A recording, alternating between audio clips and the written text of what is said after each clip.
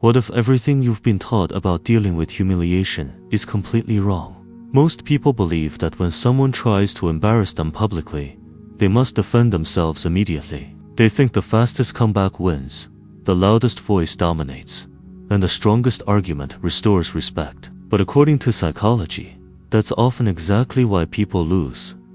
Think about it. Have you ever been mocked, criticized, or put on the spot in front of others? In that moment, it feels as if all eyes are on you. Your heart starts racing. Your mind searches desperately for the perfect response. And yet, the harder you try to defend yourself, the more trapped you seem to become. That's no accident. It's a hidden game of power dynamics that most people never learn to recognize. Machiavelli understood something centuries ago that remains true today. The person who controls the emotional frame controls the interaction. The attacker isn't always trying to prove they're right. More often, they're trying to make you react. The moment you become emotional, you've stepped into their battlefield. You've accepted rules they created. And that's exactly where psychological manipulation becomes effective. But here's the paradox. The most powerful response to shame isn't confidence in the way most people imagine. It's not aggression, it's not pride, and it's certainly not trying to convince everyone that you're innocent. The real secret is far more uncomfortable and far more powerful. It involves emotional detachment, strategic silence, and a psychological shift that can instantly reverse the balance of power. In this video, you'll discover why public humiliation works, how manipulators exploit predictable human behavior, and the Machiavellian techniques that can make their attacks collapse against themselves. Once you understand these principles of Machiavellian psychology, you'll never look at shame, status, or social conflict the same way again. Most people think shame is simply an emotion, something personal that appears inside them after an embarrassing moment. But psychology tells a different story. Shame is often a social weapon long before it becomes a feeling. In many situations, the real objective isn't to point out a mistake, but to lower someone's perceived status in front of others. That's why a public insult can feel so much heavier than the exact same words spoken in private. The words themselves aren't always the attack. The audience is, and that's where many people unknowingly step into a game of power dynamics they never realized was being played. Imagine a crowded room where someone makes a sarcastic comment at another person's expense. Most observers assume the attack is about the target. In reality, the attacker is often speaking to the crowd. The goal is frequently to position themselves higher in the invisible hierarchy of social dominance. This is something Machiavelli understood centuries ago. Human beings are constantly evaluating status, confidence, and influence. Public humiliation works because it attempts to damage identity, not just reputation. The attack says, "You are less valuable than everyone here." And if the target accepts that frame, even for a moment, the damage begins. What's fascinating is that humiliation rarely succeeds because of the insult itself. It succeeds because of the reaction it provokes. The moment a person rushes to defend themselves emotionally, they unknowingly enter the attacker's reality. They start playing by rules they didn't create. Their voice gets faster. Their emotions become visible. Their focus shifts from maintaining composure to seeking approval. In Machiavellian psychology, this is one of the oldest traps in social conflict. The attacker throws the bait, and the target catches it with both hands. Ironically, the stronger the emotional defense, the more convincing the accusation can appear. A wise observer notices something curious about psychological manipulation. The manipulator rarely needs facts, they need emotion. Think about a person who becomes angry after being mocked. To the crowd, the anger often becomes more memorable than the insult itself. It's almost unfair, yet it happens every day. The emotional reaction becomes the evidence. That's why experienced leaders, negotiators, and influential figures often appear unusually calm under pressure. They understand that emotional control isn't weakness, it's leverage. And in the world of power dynamics, leverage is often worth more than being right. Years ago, many people learned this lesson the hard way. They believed confidence meant fighting back immediately. They thought strength meant winning the argument on the spot. Yet over time, a different pattern emerged. The individuals who seemed impossible to embarrass weren't necessarily the smartest or most powerful. They simply refuse to emotionally participate in the attack. Their calmness disrupted the expected script. Instead of defending their identity, they acted as though their identity didn't require defense. That subtle distinction changes everything. It transforms the entire social equation before anyone notices what happened. This brings us to one of the most misunderstood lessons associated with Machiavelli and emotional detachment. The opposite of shame is not pride. Pride still depends on the opinions of others. True freedom begins when approval and disapproval lose their grip. The person who no longer desperately seeks validation becomes incredibly difficult to control. Suddenly, insults lose weight. Mockery loses its sting. Public humiliation starts missing its target altogether. And once someone begins to understand why shame affects the mind so deeply, an even more important question emerges.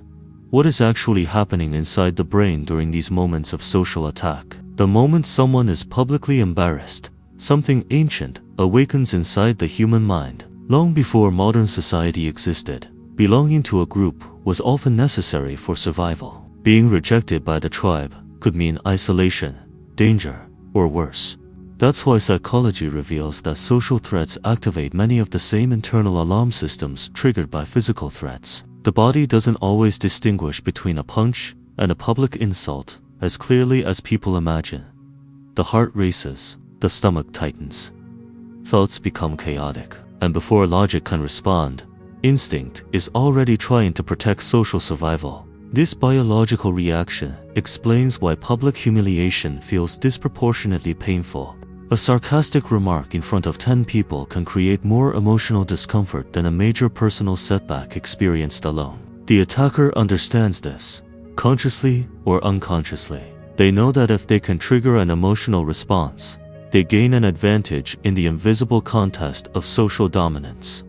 The goal is rarely the insult itself. The goal is to provoke visible discomfort. Once that discomfort appears, the crowd often begins paying attention to the reaction rather than the original attack. That's how power dynamics quietly shift in real time. Interestingly, many attacks have very little to do with the person being targeted. In Machiavellian psychology, public humiliation is often viewed as a projection rather than an evaluation. A jealous coworker mocks another person's success. A bitter acquaintance ridicules someone's confidence. A status-conscious individual attacks anyone who threatens their position. The attack appears directed outward, but its roots frequently originate inward. Insecurity, envy, fear of irrelevance, and status anxiety often hide behind ridicule. The loudest critic in the room is sometimes revealing more about themselves than about their target. The challenge is recognizing this before reacting emotionally. Consider a practical example. Imagine someone makes a humiliating joke during a meeting. Most people instantly focus on themselves. They wonder how everyone is judging them. They replay the comment repeatedly in their minds. But a strategic observer shifts attention elsewhere. Instead of asking, "Why did they say that about me?" they ask, "What motivated them to say that right now?" This simple change creates distance. Suddenly, the event becomes something to analyze rather than something to suffer. The individual moves from being the victim inside the experience to becoming the observer, studying the experience. And that shift is incredibly powerful. Machiavelli frequently emphasized the importance of seeing human behavior as it truly is rather than as people pretend it is. Public humiliation often becomes less intimidating when viewed through that lens. Instead of seeing an all-powerful attacker, a person begins noticing emotional motives, hidden insecurities, and attempts at psychological manipulation. The attack starts looking less like a verdict and more like a strategy. Once that realization occurs, emotional panic begins losing its influence. The person stops interpreting humiliation as proof of weakness and starts recognizing it as information about the social environment around them. Yet understanding the psychology behind shame is only the first step. Knowing why an attack happens doesn't automatically neutralize it. The real challenge appears in the few seconds immediately after the insult lands. Those brief moments determine whether someone falls into the attacker's frame or quietly takes control of the entire interaction. And surprisingly, the most effective response is often the one that feels the least natural. It isn't a clever comeback. it isn't a passionate defense. In fact, it begins with something so simple that most people completely overlook its power. Before we continue, consider this for a moment. If what you've heard so far has made you realize how much human behavior, status, and social perception influence everyday life, then you'll want to explore these ideas on a deeper level.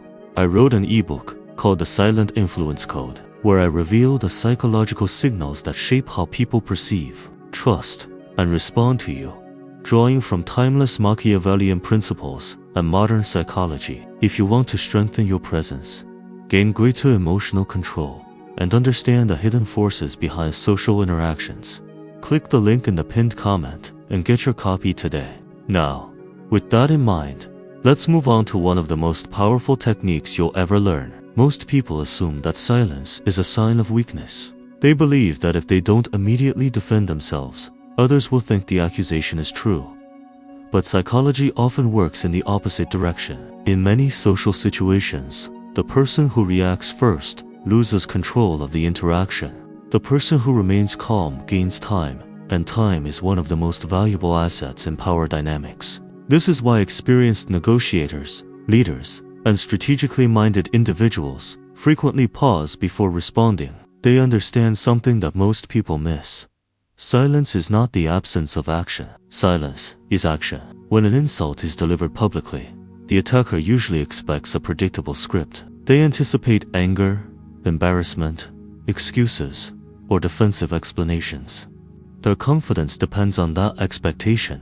The moment the target responds exactly as predicted, the attacker feels validated. However, something unusual happens when the expected reaction never arrives. The script breaks. The social rhythm collapses. The attacker suddenly finds themselves standing in uncertainty. And uncertainty creates discomfort. In Machiavellian psychology, disrupting expectations is often more powerful than directly confronting them. One of the simplest applications of this principle is what could be called the 3-second pause. The attack comes, the room becomes tense. Everyone waits for the response. Instead of speaking immediately, the individual simply pauses. 1 second, 2 seconds, 3 seconds. It sounds insignificant, yet it creates a dramatic psychological shift. The pause communicates emotional control. It signals that the attack did not create panic. More importantly, it forces everyone present to remain inside the discomfort of the moment. Suddenly, the pressure is no longer concentrated on the target. It begins spreading throughout the entire interaction. A practical example makes this easier to understand. Imagine someone says, "Wow, that's probably the dumbest thing I've heard all week." Most people rush to explain themselves, but a strategically composed person calmly looks at the speaker and says nothing for a few seconds. No anger, no smile, no defense, just stillness. What often happens next is fascinating. The attacker starts filling the silence. They elaborate. They justify themselves. Sometimes, they even weaken their own position. The silence acts like a mirror, forcing them to confront the weight of their own words. That's the hidden power behind psychological manipulation being turned back on its source. This is why silence frequently creates more discomfort for the attacker than any clever comeback ever could. A comeback keeps the game alive. Silence changes the game entirely. It removes emotional fuel from the interaction. It communicates emotional detachment without ever needing to announce it. In terms of social dominance, it demonstrates that the target is not emotionally dependent on approval from the crowd. And when observers witness that level of composure, their perception often changes in subtle but important ways. Calmness begins looking stronger than aggression. The deeper lesson is that silence creates a void, and human beings naturally want to fill voids. The attacker expects the target to carry the burden of humiliation. Instead, through strategic silence, that burden quietly shifts back to the person who initiated the attack. The social spotlight starts moving in an unexpected direction. Questions begin forming in the minds of observers. Why did they say that? Why are they pushing so hard? Why does the calm person seem unaffected? And once those questions emerge, an entirely different kind of psychological advantage becomes available, one based not on defense, but on controlling the frame itself. Once a person discovers the power of silence, they gain something valuable: space. But space alone isn't enough. The next step is learning how to use that space strategically. This is where frame control enters the picture. In psychology, the frame is the invisible context that determines how an interaction is interpreted. Whoever controls the frame often controls the outcome. Most people don't realize they're constantly stepping into frames created by others. The attacker defines reality, and the target reacts within it. But Machiavellian psychology teaches a different approach. Never rush to accept a frame you didn't create. Think of psychological conflict like martial arts. An inexperienced fighter meets force with force. A skilled fighter redirects force. The same principle applies to social interactions. When someone attempts to shame another person publicly, they expect resistance. They expect denial, anger, or justification. That's exactly why responding with curiosity can be so effective. Instead of defending themselves, the individual calmly asks, "What makes you say that?" Or "That's interesting. What led you to that conclusion?" Suddenly, the attacker's momentum is redirected. The burden shifts. Instead of defending, the target is now observing. This technique works because most public attacks are designed to be thrown, not examined. The attacker expects emotional chaos, not thoughtful questions. When asked to explain themselves, many begin losing confidence.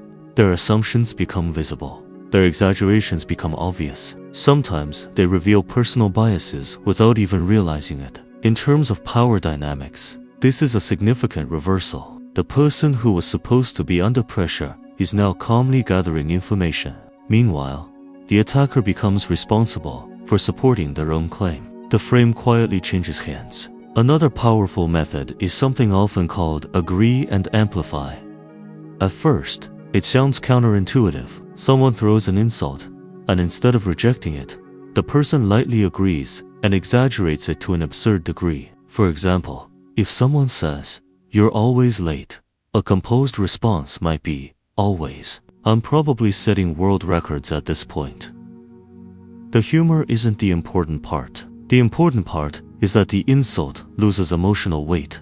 Psychological manipulation depends on resistance. When resistance disappears, the attack often collapses under its own momentum. This approach reflects a deeper form of emotional detachment. The individual is no longer fighting to protect every aspect of their image. They understand something many people spend years learning. Not every accusation deserves a trial. Not every criticism requires a defense attorney. By refusing to panic, they remove the emotional reward the attacker was seeking.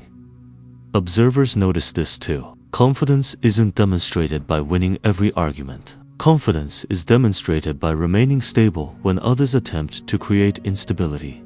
That's one of the foundations of genuine social dominance. What's fascinating is that once frame control is understood, public humiliation begins looking very different. The attack is no longer the main event. The response becomes the main event. The crowd isn't simply watching what was said. They're watching who appears composed, who appears reactive, and who seems in control of themselves. And that realization leads directly into another hidden truth. Public humiliation is rarely a private battle between two people. More often than not, it's a performance designed for an audience, and understanding that audience changes everything. One of the biggest mistakes people make during public humiliation is believing the conflict exists only between themselves and the attacker. In reality, the interaction is usually much larger than that. The attacker is often performing for an audience, whether that audience consists of coworkers, friends, family members, or even strangers. Psychology shows that social status is rarely negotiated in private. It is negotiated through observation. This is why understanding social dominance requires looking beyond the person throwing the insult. The real battlefield is often the perception of everyone watching. Consider what happens when someone reacts emotionally in front of a group. The crowd doesn't always remember the exact words that started the conflict. What they remember is the emotional energy that followed. That's why experienced leaders focus less on defeating the attacker and more on managing how observers interpret the situation. In Machiavellian psychology, influence often comes from controlling perception rather than controlling people directly. The individual who remains composed sends a message to everyone present. This situation does not control me. and that message frequently carries more weight than the argument itself. A practical example illustrates this perfectly. Imagine a person is mocked during a group conversation. Instead of locking into a verbal battle with the attacker, they briefly acknowledge the comment and then calmly redirect attention back to the group. They continue the conversation naturally. They maintain relaxed body language. They refuse to treat the attack as important. This subtle move changes the flow of attention. Rather than helping the attacker become the center of the room, they quietly deny them the spotlight. In terms of power dynamics, attention is a form of currency, and refusing to spend it strategically can be incredibly effective. Nonverbal communication also plays a surprisingly important role here. One technique often used by socially influential individuals involves what could be described as a triangulation stare. After an attack, they briefly look at the attacker, then calmly shift their attention toward the surrounding people before responding. This tiny action sends a powerful signal. It communicates that the conversation is not solely between two individuals. It reminds the audience that they are participants in the social reality being created. Psychology repeatedly demonstrates that people are influenced not only by words but by the confidence and certainty conveyed through presence. Perhaps the most devastating response, however, is what might be called the nuclear option. Instead of attacking back, instead of arguing, instead of defending, the individual treats the attacker as socially invisible, not with hostility, not with obvious contempt, simply with indifference. They continue interacting with everyone else as though the interruption never mattered. This reflects a profound level of emotional detachment. It communicates that the attacker has failed to earn emotional significance. And because psychological manipulation depends heavily on emotional engagement, the absence of engagement can be surprisingly powerful. Yet audience management is only part of the equation. A person can master silence, frame control, and social perception, but still remain vulnerable if they secretly depend on approval from others. Eventually, every strategy reaches its limit if it isn't supported by something stronger beneath the surface. The deepest form of power does not come from controlling the crowd. It comes from controlling oneself. And that is where the final transformation begins. The construction of an internal fortress that no humiliation can penetrate. At the deepest level, every attempt at public humiliation depends on one critical assumption, that the target needs approval. Remove that need, and the attack begins losing its foundation. This is why true power is not found in clever responses, psychological tricks, or social victories alone. It begins with internal independence. Psychology consistently shows that people become far less vulnerable to external pressure when their sense of worth comes from within rather than from constant validation. The person who no longer needs applause becomes remarkably difficult to control. And in a world of power dynamics, self-control is often the highest form of control. Many people spend years trying to appear flawless. They carefully manage their image, hide their weaknesses, and worry endlessly about how others perceive them. Ironically, this often makes them more fragile. The more a person depends on appearing perfect, the more dangerous criticism becomes. Machiavelli understood that vulnerability often comes from attachment. When someone accepts their imperfections, something unexpected happens. Insults lose much of their power because they are no longer exposing a secret. A person cannot be blackmailed by truths they have already accepted. This is one of the quiet foundations of emotional detachment. Consider a simple example. Imagine someone publicly says, "You're not nearly as smart as you think you are." A person desperate for approval may spend hours defending themselves, proving credentials, and seeking reassurance. But someone who has built an internal fortress thinks differently. They understand that intelligence, like every human trait, has limits. They don't need to win every judgment. They don't need universal agreement. Instead of feeling threatened, they remain grounded. Psychology reveals that confidence grows strongest when it stops depending on perfection and starts depending on acceptance. Of course, there are moments when silence alone is not enough. There are situations where a response becomes necessary. This is where surgical verbal counterattacks come into play. The key word is surgical, not emotional, not explosive, strategic. In Machiavellian psychology, effective responses are precise and controlled. A calm question, a subtle observation, or a measured statement often creates far more impact than an emotional outburst. The objective is not revenge. The objective is clarity. The strongest responses don't seek to destroy people. They simply expose reality. This distinction matters because psychological manipulation can be used for very different purposes. Some people use these principles to dominate, deceive, and exploit. Others use them to protect themselves, lead effectively, and maintain healthy boundaries. The difference lies in intention. True social dominance is not about making others feel small. It is about becoming so emotionally stable that manipulation struggles to find a foothold. The person who understands power best rarely feels the need to constantly display it. They carry it quietly, and that quiet confidence often speaks louder than any display of force. Eventually, a profound shift occurs. The goal is no longer avoiding humiliation. The goal becomes something much greater. The individual stops playing defense and begins operating from a position of genuine influence. They understand power dynamics without becoming consumed by them. They practice emotional detachment without becoming cold. They study Machiavelli and psychology, not to manipulate every interaction, but to navigate human nature with wisdom and awareness. And from that place, something extraordinary emerges. The ability to remain calm, respected, and unshaken in a world that constantly tests both character and composure. Now the question is no longer whether someone will try to shame, criticize, or humiliate you. Sooner or later, someone will. The real question is, how will you respond when that moment arrives? Will you react emotionally and hand over control of the situation? Or will you apply the principles you've learned today and remain calm while everyone else loses composure? Think carefully about the techniques we've explored. Strategic silence, frame control, emotional detachment, understanding power dynamics, recognizing psychological manipulation before it takes hold. None of these skills are developed by simply hearing about them once. They are built through awareness, repetition, and deliberate practice in everyday interactions. The next time someone tries to provoke you, resist the urge to immediately defend yourself. Observe, pause, analyze. Ask yourself what is really happening beneath the surface.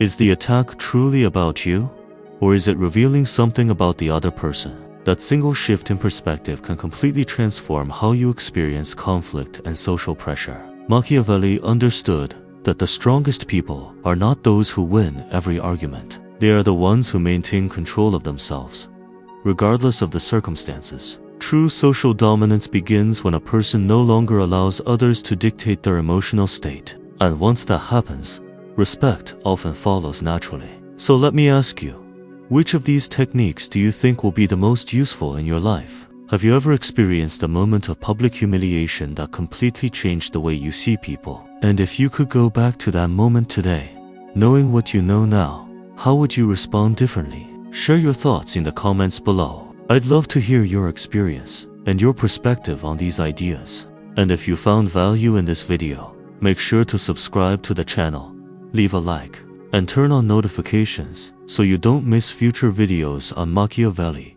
psychology, Machiavellian psychology, social dominance, emotional detachment, psychological manipulation, and the hidden power dynamics that shape human behavior every day. Remember, the person who masters their own mind becomes far more difficult for anyone else to control.